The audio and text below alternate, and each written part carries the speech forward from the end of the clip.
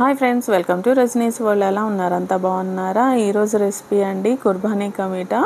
ఈ స్వీట్ అయితే నాకు చాలా ఇష్టం అండి. దీన్ని ఇంట్లో ఈజీగా ఎలా చేసుకోవాలో చూద్దాము. ముందుగా అయితే డ్రై ఫ్రూట్ షాపులలో మనకు ఆప్రికాట్స్ అనేవి దొరుకుతాయి కదా, ఇవి తీసుకొచ్చుకోవాలి. నేను ఇప్పుడు 2 ప్యాకెట్స్ తోటి చేస్తూ ఉన్నాను. 2 ప్యాకెట్స్ తీసేసుకొని దాంట్లో కొన్ని వాటర్ పోసేసుకొని ఒకసారి కడిగేసుకోవాలి. కడిగి మళ్ళీ వాటర్ పోసేసి ఒక 6-7 అవర్స్ అలా నానబెడితే, ఇప్పుడు మార్నింగ్ చేసుకుంటామంటే ఈవినింగ్ నానబెట్టేసి పెట్టుకుంటే బెటరు. అవి అలా నానిపోయిన తర్వాత దాంట్లో నుండి గింజలు వేరు చేసుకోవాలన్నమాట. ఈజీగా వచ్చేస్తాయి నానిపోయిన తర్వాత. ఆ గింజలన్నీ అవి తీసేసాక ఇప్పుడు గిన్నెలో ఆప్రికాట్స్ వేసేసి నానబెట్టిన నీళ్ళు ఉంటాయి కదా, అవి పోసేసి ఇంకొన్ని వాటర్ కావాలనుకుంటే పోసేసుకొని అవి ఒక 5-10 మినిట్స్ ఉడకనివ్వాలన్నమాట. అది మూత పెట్టేసి ఉడకనిద్దాము. అది ఒక 5 మినిట్స్లో ఉడికిపోతాయి. చాలా ఈజీ కుర్బానీ కా మీఠా చేసుకోవడం అయితే. టేస్ట్ అయితే చాలా బాగుంటుంది.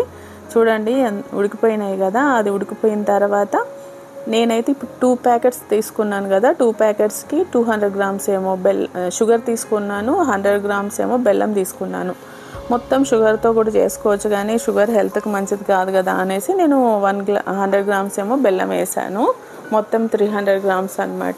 మొత్తం బెల్లంతో కూడా చేసుకోవచ్చు. అలా ఉడకనివ్వాలన్నమాట దాన్ని. అది ఉడుకుతూ ఉంటే ఇప్పుడు మనం గింజలు వేరు చేసుకున్నాం కదా, ఆ గింజలను పలగొడితే దాంట్లో నుండి పలుకులు వస్తాయి. అవి సేమ్ బాదం పప్పు లాగానే ఉంటాయి అన్నమాట. భలే టేస్ట్ ఉంటాయి. నేను అవి తీసి దాంట్లో వేస్తాను అనమాట. స్వీట్లో డ్రై ఫ్రూట్స్ లాగా భలే ఉంటాయి.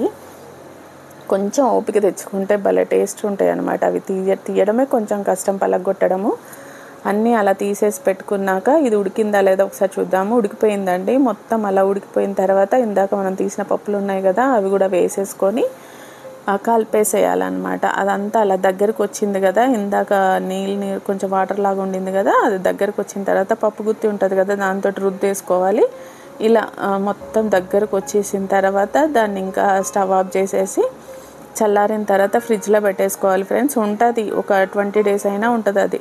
తర్వాత దాన్ని వెనీలా ఫ్లేవర్తో తింటే భలే టేస్ట్ ఉంటుంది ఫ్రెండ్స్. ఐస్ క్రీమ్ వెనీలా ఫ్లేవరే సెట్ అవుతుంది కుర్బానీ కా మీఠాకి. చూడండి ఎమ్మీగా భలే టేస్ట్ ఉంటుంది. చూడడానికైతే ఎమ్మీగా ఉంది కదా. నచ్చితే లైక్ చేయండి, షేర్ చేయండి, సబ్స్క్రైబ్ చేయండి ఫ్రెండ్స్.